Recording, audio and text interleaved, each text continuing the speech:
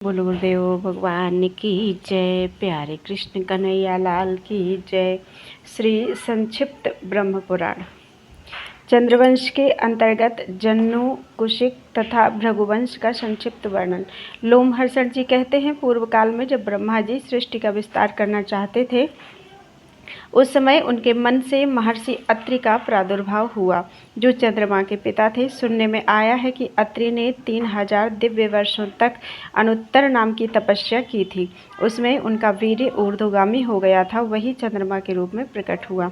महर्षि का वह तेज ऊर्ध्वगामी होने पर उनके नेत्रों से जल के रूप में गिरा और 10 दिशाओं को प्रकाशित करने लगा। चंद्रमा को गिरा देखकर लोक पितामह ब्रह्मा जी ने संपूर्ण लोकों के हित की इच्छा से उसे रथ पर बैठाया। अत्रि के पुत्र महात्मा सोम के गिरने पर ब्रह्मा जी के पुत्र तथा अन्य महर्षि उनकी स्तुति करने लगे।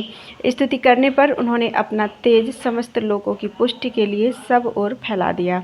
चंद्रमा ने उस श्रेष्ठ रथ पर बैठकर समुद्र पर्यंत समूची पृथ्वी की 21 बार परिक्रमा की। उस समय उनका जो तेज चूकर पृथ्वी पर गिरा, उससे सब प्रकार के अन्न आदि उत्पन्न हुए, जिससे यह जगत जीवन धारण करता है। इस प्रकार महर्षियों के स्तवन से तेज को पाकर महाभाग चंद्रमा ने बहुत वर्षों तक तपस्या की। उससे संतुष्ट होकर ब्रह्मवेत्ताओं में श्रेष्ठ ब्रह्मा जी ने उन्हें बीज, औषधि, जल तथा ब्राह्मणों का राजा बना दिया। मृदुल स्वभाव वालों में सबसे श्रेष्ठ सोम ने वह विशाल राज्य पाकर राजसूय यज्ञ का अनुष्ठान किया, जिसमें लाखों की दक्षिणा बांटी गई। उस यज्ञ में सिनी, कुहू, द्युति, पुष्टि, प्रभा, वसु, कीर्ति, धृति तथा लक्ष्मी, इन 9 देवियों ने चंद्रमा का सेवन किया। यज्ञ के अंत में अवभृत स्नान के पश्चात संपूर्ण देवताओं तथा ऋषियों ने उनका पूजन किया। राजाधिराज सोम 10 दिशाओं को प्रकाशित करने लगे। महर्षियों द्वारा सत्कृत वह दुर्लभ ऐश्वर्य पाकर चंद्रमा की बुद्धि भ्रांत हो गई। उनमें विनय का भाव दूर हो गया और अनीति आ गई। फिर तो ऐश्वर्य के मद से मोहित होकर उन्होंने बृहस्पति जी की पत्नी तारा का अपहरण कर लिया। देवताओं और देवर्षियों के बारंबार प्रार्थना करने पर भी उन्होंने बृहस्पति जी को तारा नहीं लौटाई। तब ब्रह्मा जी ने स्वयं ही बीच में पड़कर तारा को वापस कराया। उस समय वह गर्भिणी थी। यह देखकर बृहस्पति जी ने कुपित होकर कहा, मेरे क्षेत्र में तुम्हें दूसरे का गर्भ नहीं धारण करना चाहिए। तब उसने तृण के समूह पर उस गर्भ को त्याग दिया। पैदा होते ही उसने अपने तेज से देवताओं के विग्रह को लज्जित कर दिया। उस समय ब्रह्मा जी ने तारा से पूछा, ठीक ठीक बताओ, यह किसका पुत्र है? तब वह हाथ जोड़कर बोली, चंद्रमा का है। इतना सुनते ही राजा सोम ने उस बालक को गोद में उठा लिया और उसका मस्तक सूंघ कर बुध नाम रखा। यह बालक बड़ा बुद्धिमान था। बुध आकाश में चंद्रमा से प्रतिकूल दिशा में उदित होते हैं। मुनिवरों, बुध के पुत्र पुरुरवा हुए, जो बड़े विद्वान, तेजस्वी, दानशील, यज्ञकर्ता तथा अधिक दक्षिणा देने वाले थे। वे ब्रह्मवादी, पराक्रमी तथा शत्रुओं के लिए दुर्धर्ष थे।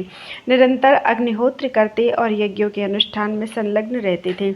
बोलते और बुद्धि को पवित्र रखते थे। सत्य बोलते थे और बुद्धि को पवित्र रखते थे। तीनों लोकों में उनके समान यशस्वी कोई दूसरा नहीं था। वे ब्रह्मवादी, शांत, धर्मज्ञ तथा सत्यवादी थे।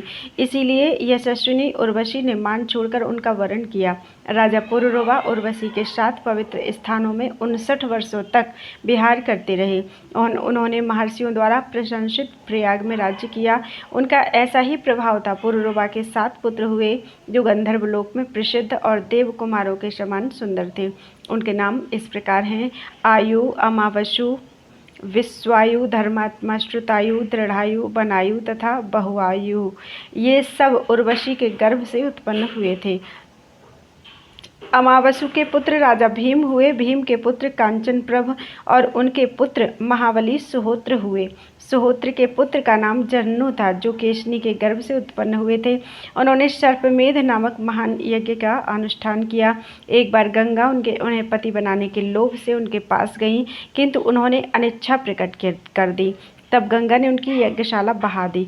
यह देखकर जन्नू ने क्रोध में भरकर कहा, गंगे, मैं तेरा जल पीकर तेरे इस प्रयत्न को भी अभी व्यर्थ किए देता हूँ। तू अपने इस घमंड का फल शीघ्र पाले। यूँ कहकर उन्होंने गंगा को पी लिया। यह देखकर महर्षियों ने बड़ी अनुनय करके गंगा को जन्नु पुत्री के रूप में प्राप्त किया। तब वे जाह्नवी कहलाने लगी। तत्पश्चात जहन्नु ने यवनाश्व की पुत्री कावेरी के साथ विवाह किया। यवनाश्व के शापवश गंगा अपने आधे स्वरूप से सरिताओं में श्रेष्ठ कावेरी में मिल गई। जन्नु ने कावेरी के गर्भ से सुनद्य नामक धार्मिक पुत्र को जन्म दिया। सुनद्य के पुत्र अजक, अजक के बालकाष्ठ और बालकाष्ठ के पुत्र कुश हुए। कुश के देवताओं के समान तेजस्वी 4 पुत्र हुए, कुशिक, कुशनाभ, कुशाम्भ और मूर्तिमान।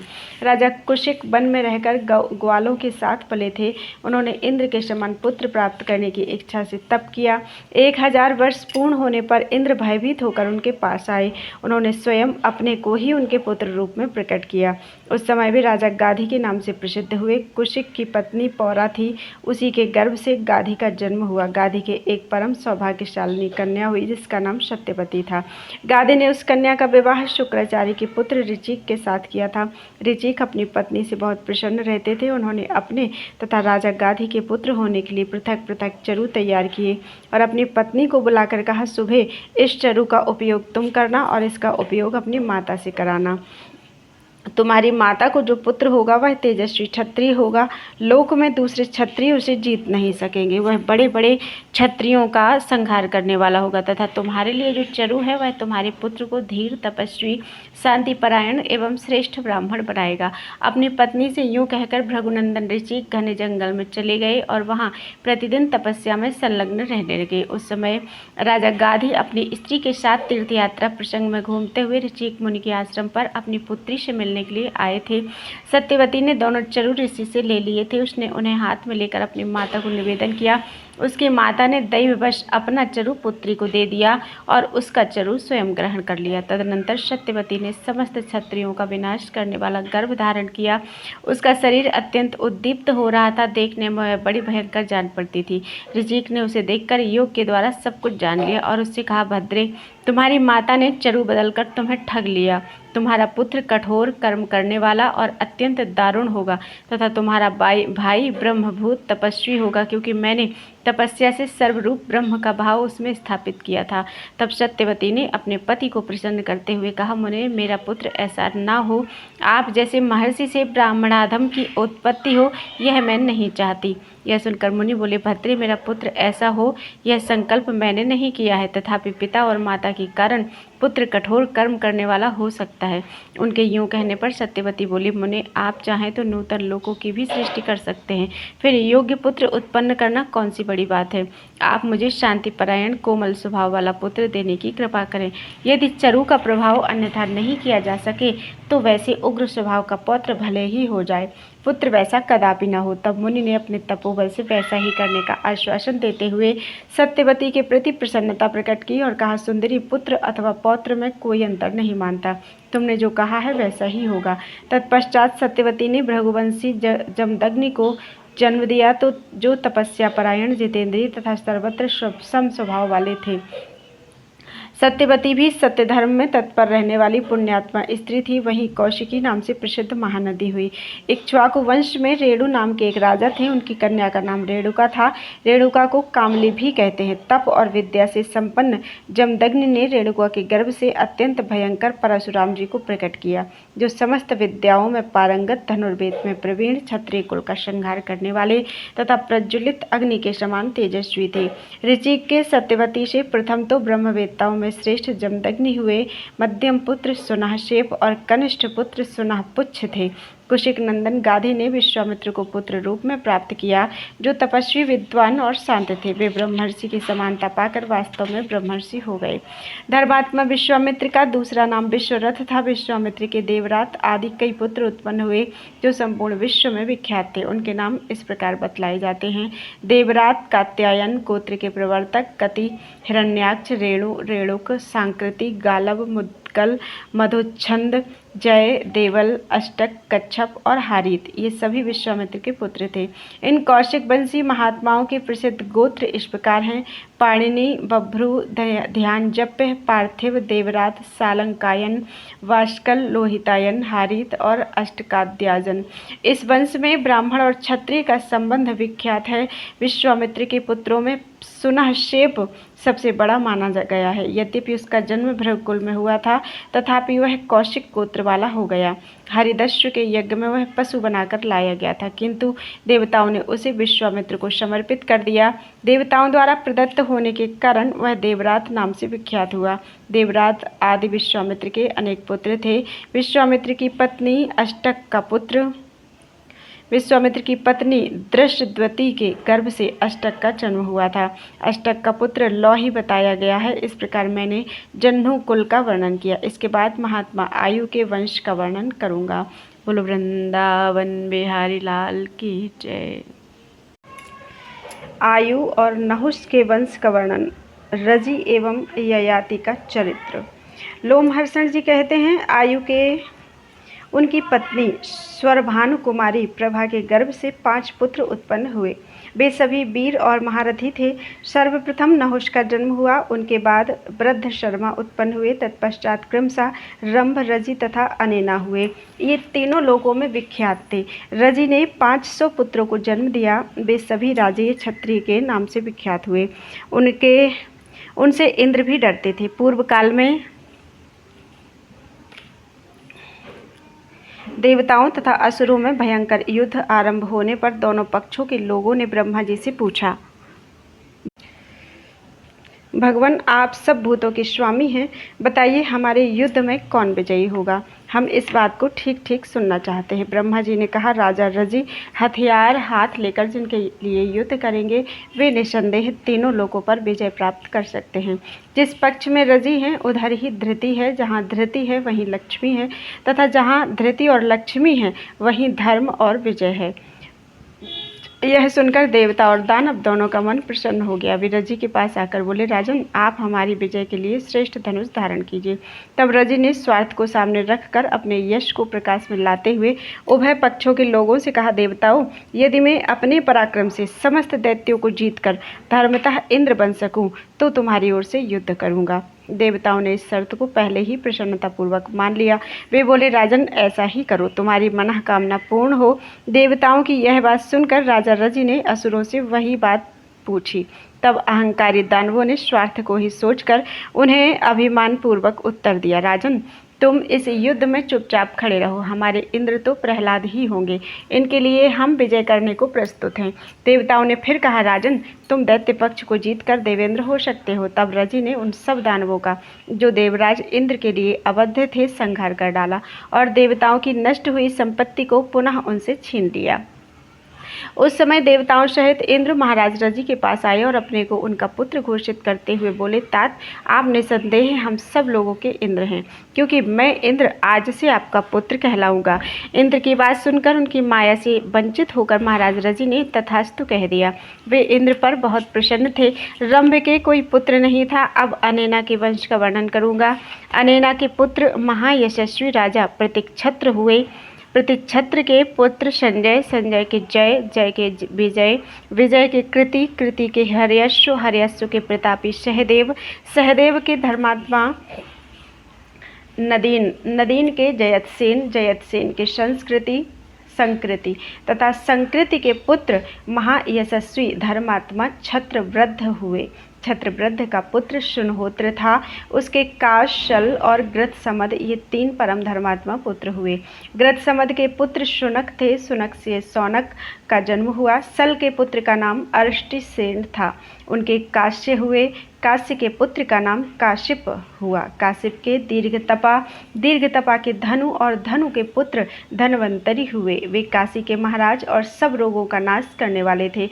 उन्होंने भरद्वाज से आयुर्वेद का अध्ययन करके चिकित्सा का कार्य किया और उसके 8 भाग करके शिष्यों को पढ़ाया। धनवंतरी के पुत्र केतुमान हुए और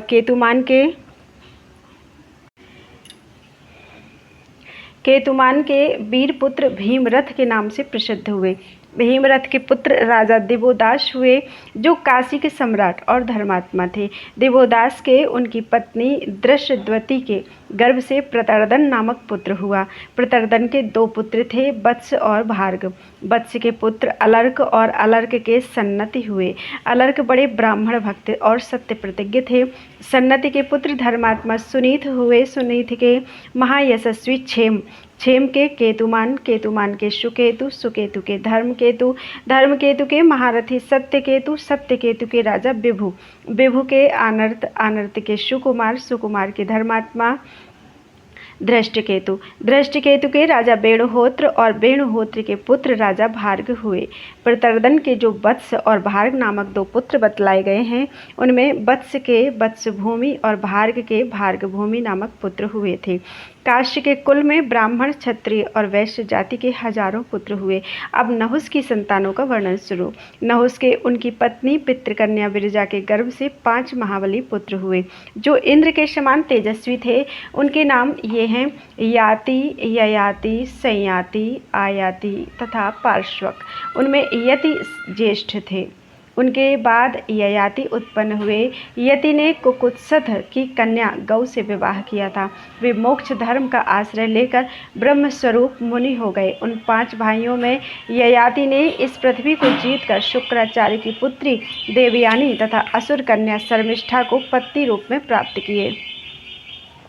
देवयानी ने यदु और तुर्वसु को जन्म दिया तथा वृषपर्वा की पुत्री शर्मिष्ठा ने द्रोह्य, अनु तथा पूरु नामक पुत्र उत्पन्न किए। ययाति पर प्रसन्न होकर इंद्र ने उन्हें अत्यंत प्रकाशमान रथ प्रदान किया। उसमें मन के समान वेगशाली दिव्य अश्व जुते हुए थे। ययाति ने उस श्रेष्ठ रथ के द्वारा 6 रातों में ही संपूर्ण पृथ्वी तथा देवताओं और दानवों को भी जीत लिया। वे युद्ध में शत्रुओं के लिए दुर्धर्ष थे। समुद्र और 7 द्वीपों सहित समूची पृथ्वी को अपने अधिकार में करके उन्होंने उसके 5 भाग किए और उन्हें अपने 5 पुत्रों में बांट दिया। तत्पश्चात एक दिन उन्होंने यदु से कहा, बेटा, कुछ आवश्यकतावश मुझे तुम्हारी युवावस्था चाहिए। तुम मेरा बुढ़ापा ग्रहण करो और मैं तुम्हारे रूप से तरुण होकर इस पृथ्वी पर विचरूंगा। यह सुनकर यदु ने उत्तर दिया, राजन, बुढ़ापे में खान पान संबंधी बहुत से दोष हैं, अतः मैं उसे नहीं ले सकता। आपके अनेक पुत्र हैं जो मुझसे भी बढ़कर प्रिय हैं, अतः युवावस्था ग्रहण करने के लिए किसी दूसरे पुत्र को बुलाइए। ययाति बोले, ओ मूर्ख, मेरा अनादर करके तेरे लिए कौन सा आश्रम है अथवा किस धर्म का विधान है? मैं तो तेरा गुरु हूँ, फिर मेरी बात क्यों नहीं मानता? यूँ कहकर ययाति ने कुपित होकर यदु को शाप दिया, ओ मूर्ख, तेरी संतति को कभी राज्य नहीं मिलेगा।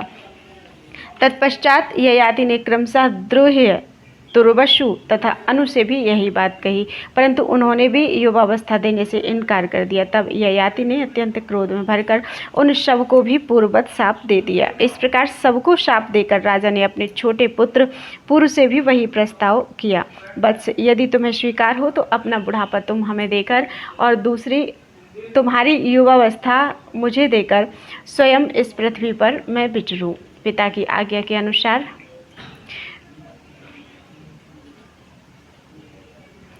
यदि तुम्हें स्वीकार हो तो अपना बुढ़ापा मैं तुम्हें देकर और तुम्हारी युवावस्था स्वयं लेकर इस पृथ्वी पर विचरूं। पिता की आज्ञा के अनुसार प्रतापी पुरु ने उनका बुढ़ापा ले लिया। ययाति भी पुरु के तरुण रूप से पृथ्वी पर विचरने लगे। वे कामनाओं का अंत ढूंढते हुए चैत्ररथ नामक वन में गए और वहाँ विश्वाची नामक अप्सरा के साथ रमण करने लगे। जब काम और भोग से तृप्त हो चुके तब पुरु के समीप जाकर उन्होंने अपना बुढ़ापा ले लिया। उस समय ययाति ने जो उद्गार प्रकट किया उस पर ध्यान देने से मनुष्य सब भोगों की ओर से अपने मन को उसी प्रकार हटा सकता है जैसे कछुआ अपने अंगों को सब ओर से समेट लेता है।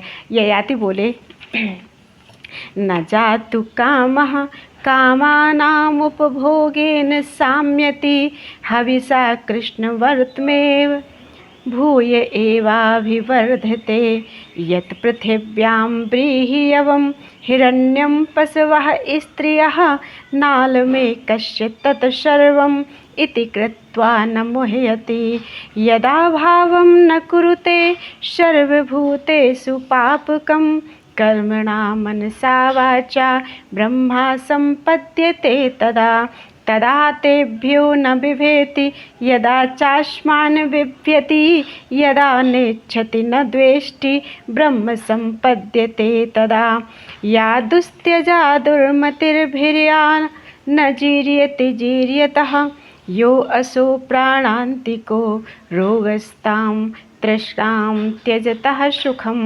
जीर्यन्ति जीर्यतः केशा दन्ता जीर्यन्ति जीर्यतः धना सा जीविताशा च जीर्यतोऽपि न जीर्यति यच्च कामसुखं लोके यच्च दिव्यं महत्सुखं तृष्णा क्षय सुखस्यैते नार्हन्ति षोडशीं कलाम।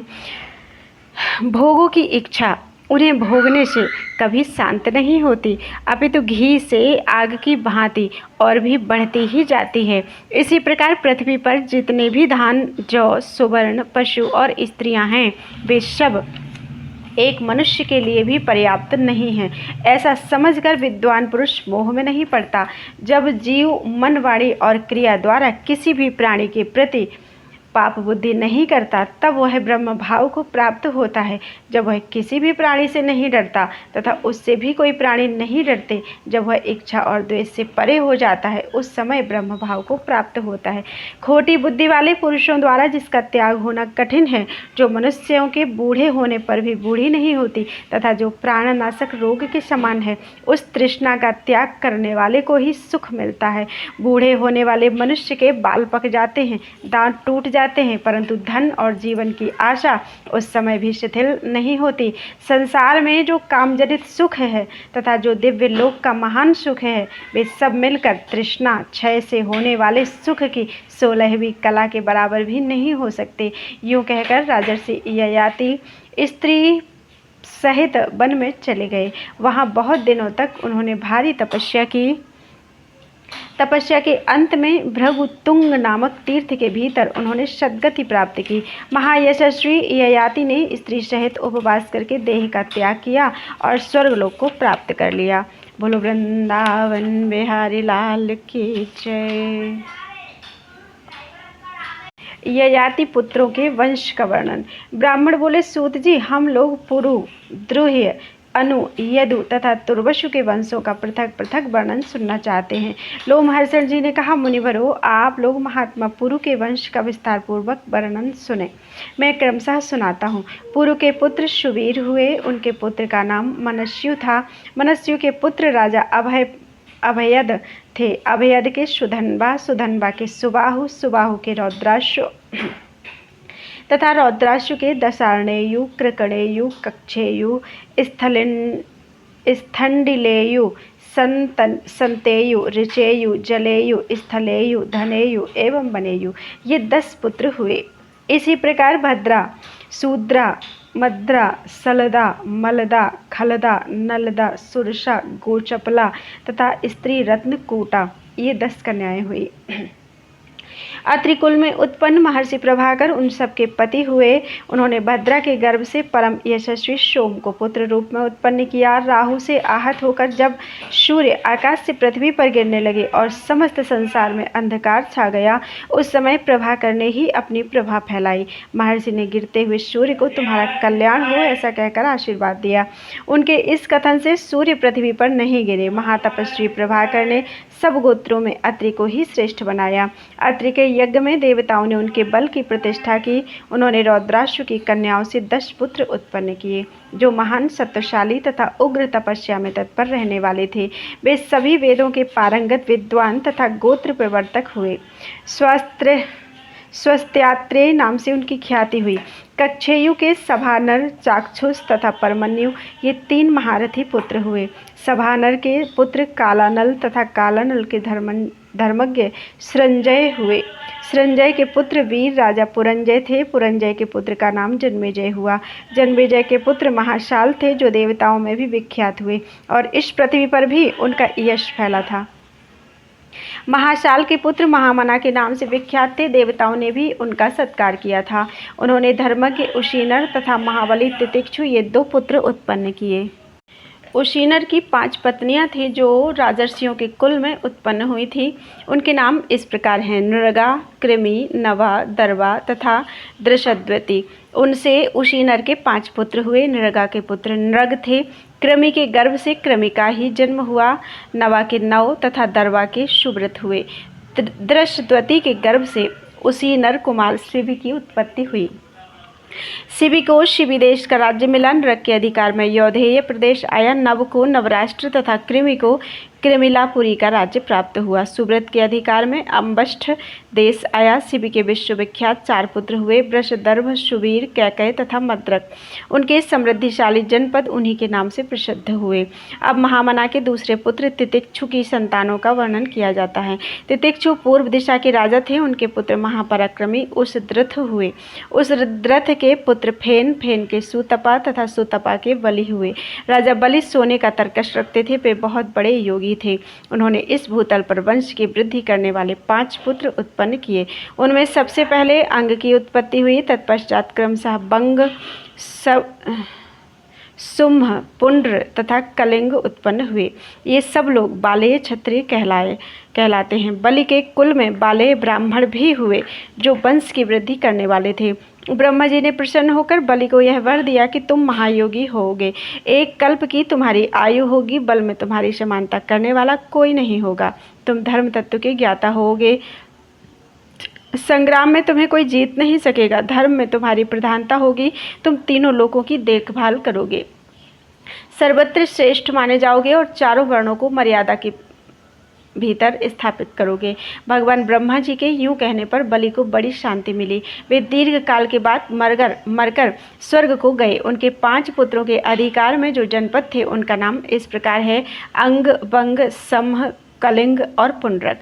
अब अंग की संतान का वर्णन करता हूँ। अंग के पुत्र महाराज दधिवाहन हुए। दधिवाहन के पुत्र राजा दिविरथ, दिविरथ के इंद्र तुल्य पराक्रमी और विद्वान धर्मरथ तथा धर्मरथ के पुत्र चित्ररथ हुए। राजा धर्मरथ जब कालंजर पर्वत पर यज्ञ करते थे उस समय महात्मा इंद्र ने उनके साथ बैठकर सोमपान किया था।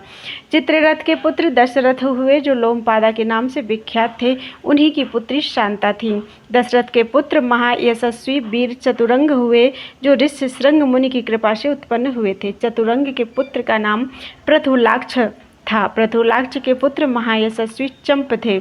चंप की राजधानी चंपा थी जो पहले मालिनी के नाम से प्रसिद्ध थी। चंप के पुत्र हर्यस्व हुए।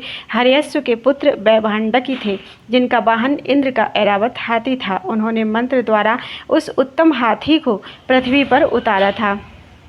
हर्यस्व के पुत्र राजा भद्ररथ हुए। भद्ररथ के बृहत्कर्मा के बृहद्धर्व और बृहद्धर्व से बृहन्मना की उत्पत्ति हुई थी। महाराज बृहन्मना ने जयद्रथ नामक पुत्र उत्पन्न किया। जयद्रथ के दृढ़रथ के विश्वविजयी जन्मेजय। उनके पुत्र वैकर्ण, वैकर्ण के विकर्ण तथा विकर्ण के 100 पुत्र हुए जो अंगवंश का विस्तार करने वाले थे। ये सब अंगवंशी राजा बतलाए गए जो सत्यव्रती, महात्मा, पुत्रवान तथा महारथी थे। अब रौद्राक्ष कुमार राजा ऋचेयु के वंश का वर्णन करूँगा, सुनो।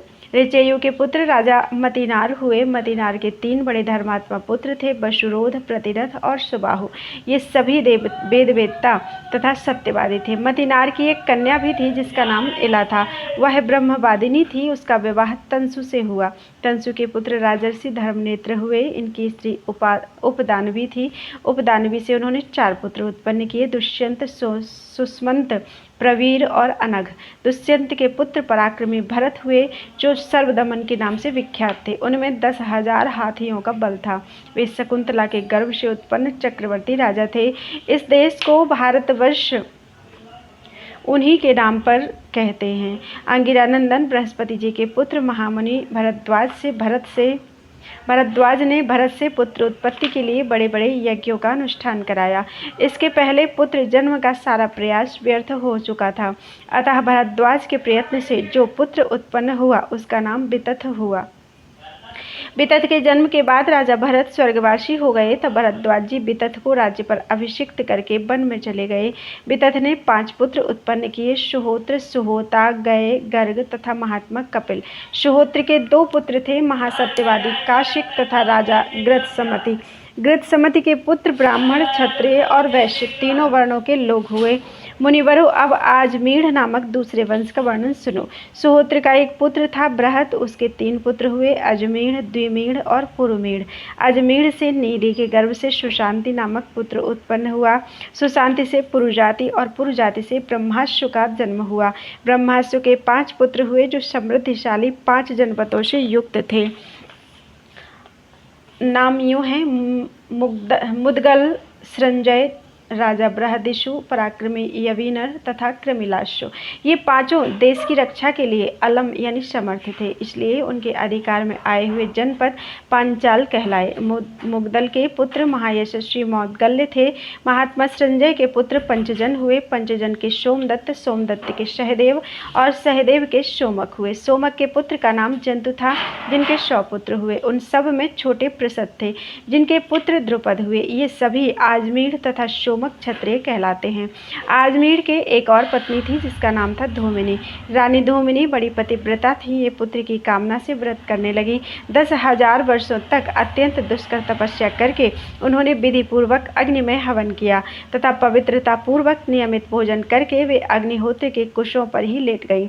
उसी अवस्था में राजा अजमेर ने धूमिनी देवी के साथ समागम किया। इससे ऋक्ष नामक पुत्र की उत्पत्ति हुई। ऋक्ष धूम्र के समान वर्ण वाले एवं दर्शनीय पुरुष थे। ऋक्ष से संवरण और संवरण से कुरु उत्पन्न हुए, जिन्होंने प्रयाग से जाकर कुरुक्षेत्र की स्थापना की। वह बड़ा ही पवित्र एवं रमणीय क्षेत्र है। कितने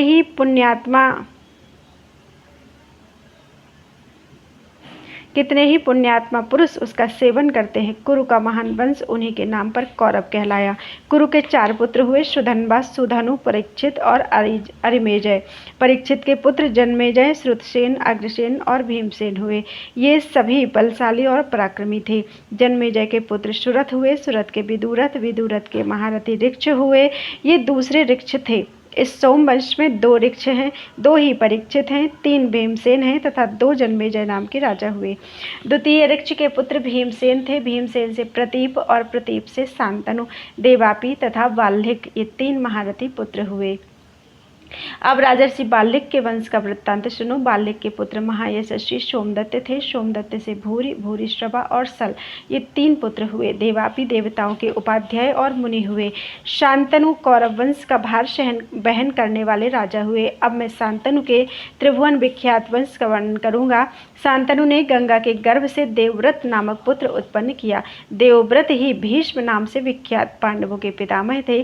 तत्पश्चात शांतनु की काली नाम वाली पत्नी ने विचित्र वीर्य नामक पुत्र उत्पन्न किया, जो पिता का प्यारा तथा धर्मात्मा था। विचित्र वीर्य की स्त्रियों से श्री कृष्ण द्वैपायन ने धृतराष्ट्र, पांडु तथा विदुर को जन्म दिया। धृतराष्ट्र ने गांधारी के गर्भ से 100 पुत्र उत्पन्न किए। उन सब में दुर्योधन ज्येष्ठ था।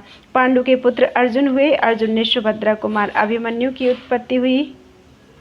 अर्जुन से सुभद्रा कुमार अभिमन्यु की उत्पत्ति हुई। अभिमन्यु से परीक्षित और परीक्षित से जन्मेजय का जन्म हुआ।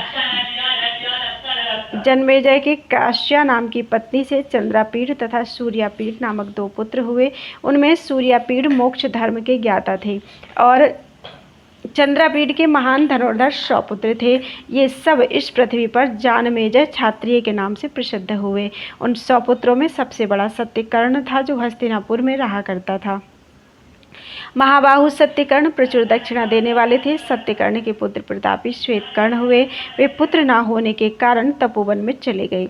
वहां सुचारु की पुत्री मालिनी, और जो यदुकुल में उत्पन्न हुई थी, वन में आई थी, उसने श्वेतकर्ण से गर्भ धारण किया।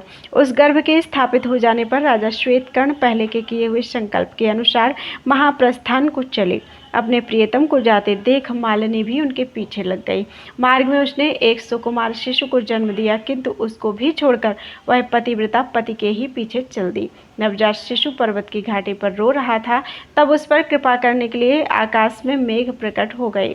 श्री विष्ठा के 2 पुत्र थे, प्रहलादी और कौशिक। वे दोनों उस शिशु को देखकर दया से द्रवीभूत हो गए। उन्होंने उसे उठाकर जल से धोया और रक्त में डूबे हुए उसके पार्श्व भाग को शिला पर रगड़कर साफ किया। रगड़ने पर उसकी दोनों पसलियां बकरी की भांति श्याम वर्ण की हो गई। इसलिए उन दोनों ने उस बालक का नाम अजपार्शु रख दिया। उसे रेमक की शाला में 2 ब्राह्मणों ने पाल पोस कर बड़ा किया। रेमक की पत्नी ने अपने पुत्र बनाने के लिए उसे गोद ले लिया। तब से वह रेमकी का पुत्र माना जाने लगा। दोनों ब्राह्मण उसके सचिव हुए। उन सबके पुत्र और पौत्र एक ही समय में समान आयु वाले हुए। यह महात्मा पांडवों का पौरव वंश बतलाया गया।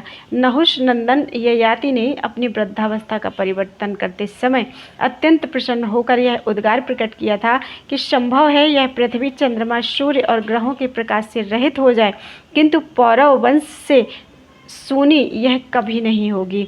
इस प्रकार मैंने राजा पुरु के विख्यात वंश का वर्णन किया। अब तुर्वसु, दोहिये, अनु और यदु के वंश का वर्णन करूंगा। तुर्वसु के पुत्र बन्ही, बन्ही के गोभानु, गोभानु के राजा त्रैशानु, त्रैशानु के करंधम तथा करंधम के मरुत हुए। अवीक्षित नंदन राजा मरुत इस मरुत से भिन्न है। करंधम कुमार मरुत के कोई पुत्र नहीं था। उन्होंने बहुत दक्षिणा देकर यज्ञ किया। उसमें उन्होंने दक्षिणा के रूप में महात्मा शंबर्त को अपनी संयता नाम की कन्या दे दी।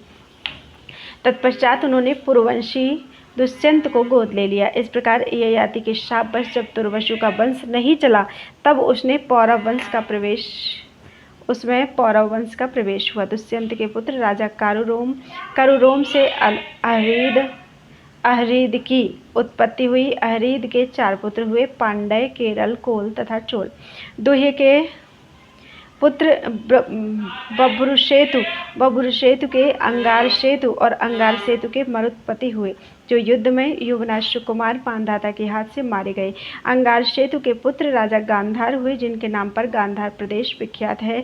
गांधार देश के घोड़े सब घोड़ों से अच्छे होते हैं। अनु के पुत्र धर्म के द्यूत के बनदुह के प्रचेता और प्रचेता के सुचेता हुए। ये अनु के वंशज बतलाए गए। यदु के 5 पुत्र हुए, जो देव कुमारों के समान सुंदर थे। उनके नाम हैं सहस्राद, पयोद, क्रोष्टु, नील और अंजिक। सहस्राद के 3 परम धर्मात्मा पुत्र हुए, है तथा बेड़ुहाय। है का पुत्र धर्मनेत्र हुआ। धर्मनेत्र के कार्त और कात्र के साहंज नामक पुत्र हुए। साहंज ने साहंजनी नाम की नगरी बसाई। साहंज का दूसरा नाम महेशमान भी था। उनके पुत्र प्रतापी भद्रश्रेण्य थे। भद्रश्रेण्य के दुर्दम और दुर्दम के कनक हुए। कनक के 4 पुत्र हुए, जो संपूर्ण विश्व में विख्यात थे। उनके नाम इस प्रकार हैं: कृतवीर, कृतौजा, कृतधनबा तथा कृताग्नि।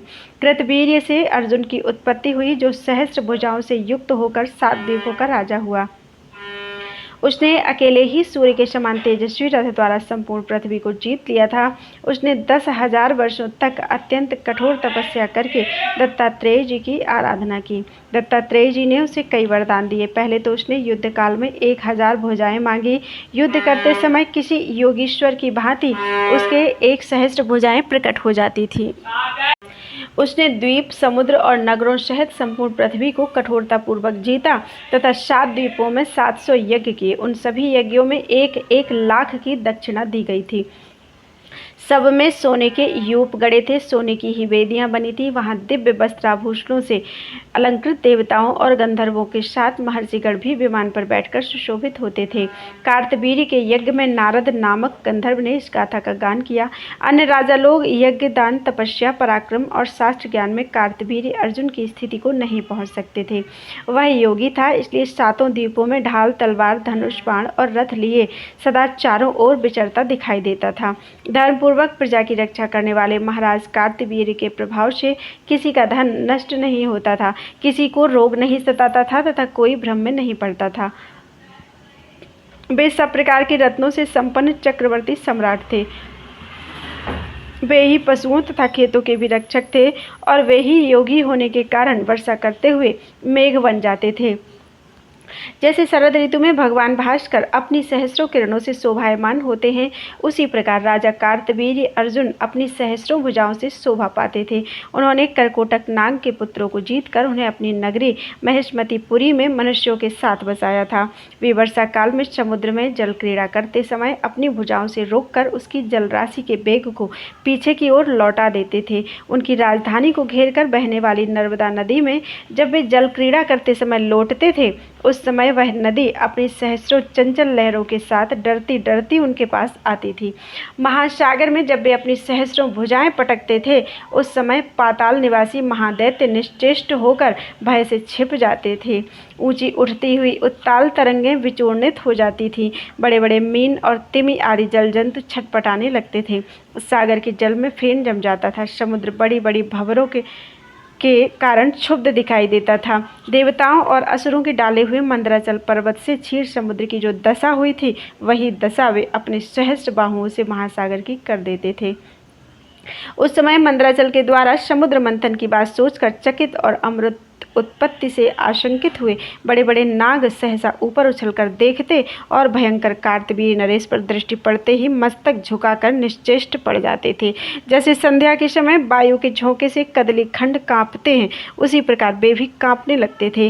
राजा कार्तवीर्य ने अभिमान से भरे हुए लंकापति रावण को अपने 5 ही बाणों से सेना सहित मूर्छित करके धनुष की प्रत्यंचा से बांध लिया और महेशमतीपुरी में लाकर बंदी बना दिया। यह समाचार सुनकर महर्षि पुलस्त्य उनके पास गए। महर्षि के याचना करने पर उन्होंने रावण को मुक्त कर दिया। अर्जुन की 1000 भुजाओं में धारण किए हुए धनुषों की प्रत्यंचा का इतना घोर शब्द होता था मानो प्रलयकालीन मेघ गरजते हों अथवा वज्र फट पड़ा हो। अहो, परशुराम जी का पराक्रम धन्य है, जिन्होंने सुवर्णमय तालवन के समान राजा कार्तवीर्य की सहस्रों भुजाओं को काट डाला था। एक दिन की बात है, प्यासे अग्निदेव ने राजा कार्तवीर्य से भिक्षा मांगी। उन्होंने 7 द्वीप, नगर, गांव, गोष्ठ तथा सारा राज्य उन्हें भिक्षा में दे दिया। अग्निदेव सर्वत्र प्रज्वलित हो उठे और महाराज कार्तवीर्य के प्रभाव से समस्त पर्वतों एवं वनों को जलाने लगे। उन्होंने वरुण पुत्र के रमणीय आश्रम को भी जला दिया। पूर्व काल में वरुण ने जिस तेजस्वी महर्षि को अपने पुत्र रूप में प्राप्त किया था, वे वशिष्ठ के नाम से विख्यात हुए। उन्हीं का नाम आपव भी था। महर्षि वशिष्ठ का शून्य आश्रम जलाया गया था, इसलिए उन्होंने शाप दिया है, तूने मेरे इस वन को भी जलाए बिना नहीं छोड़ा, अतः तेरे द्वारा यह महान पाप हुआ है। इस कारण मेरे जैसा एक दूसरा तपस्वी ब्राह्मण तेरा वध करेगा। जमदग्नि नंदन महाबाहु परशुराम जो बलवान और प्रतापी हैं, तेरा बलपूर्वक मान मर्दन करके तेरी 1000 भुजाओं को काट डालेंगे और तुझे मौत के घाट उतारेंगे। जो शत्रुओं के नाशक और धर्मपूर्वक प्रजा के रक्षक थे, जिनके प्रताप से किसी के धन का नाश नहीं होने पाता था, वे महाराज कार्तवीर्य महामुनि वशिष्ठ के शापवश परशुराम जी के हाथ से मृत्यु को प्राप्त हुए। उन्होंने स्वयं ही पहले इसी तरह का वर मांगा था। कार्तवीर्य के 100 पुत्र थे, किंतु उनमें 5 ही शेष बचे। वे सभी अस्त्र शस्त्रों के ज्ञाता, बलवान, शूर, धर्मात्मा और यशस्वी थे। उनके नाम हैं सूरसेन, सूर, वृषण, मधुध्वज और जयध्वज। जयध्वज अवंती के महाराज थे। जयध्वज के पुत्र महाबली तालजंग हुए। उनके 100 पुत्र थे, जो तालजंग के नाम से विख्यात थे। हैहय वंश में बीतिहोत्र, सुजात, भोज, अवंती, तौंडिकेर, तालजंग तथा भरत आदि क्षत्रियों का समुदाय हुआ। इनकी संख्या बहुत होने से पृथक पृथक नाम नहीं बतलाए गए। वृष आदि बहुत से पुण्यात्मा यादव इस पृथ्वी पर उत्पन्न हुए। उनमें वृष वंश के प्रवर्तक थे। वृष के पुत्र मधु थे। मधु के 100 पुत्र हुए, जिनमें वृषण वंश चलाने वाले हुए। वृषण के वृष्णि और मधु के वंशज माधव कहलाए। इसी प्रकार यदु के नाम पर यादव तथा हैहय के नाम से हैहय क्षत्रिय कहलाए। जो प्रतिदिन कार्तवीर्य अर्जुन के जन्म का वृत्तांत यहाँ कहेगा, उसके धन का नाश नहीं होगा, उसका नष्ट हुआ धन भी मिल जाएगा। इस प्रकार ययाति पुत्रों के 5 वंश यहाँ बतलाए गए, जो समस्त लोकों को धारण करते हुए यदु के वंशधर पुण्यात्मक क्रौष्टु के, जिनके कुल में वृषनिवंशावतंश श्री हरि श्री कृष्ण रूप में प्रकट हुए थे। वंश का वर्णन सुनकर मनुष्य सब पापों से मुक्त हो जाता है। बोलो वृंदावन बिहारी लाल की जय।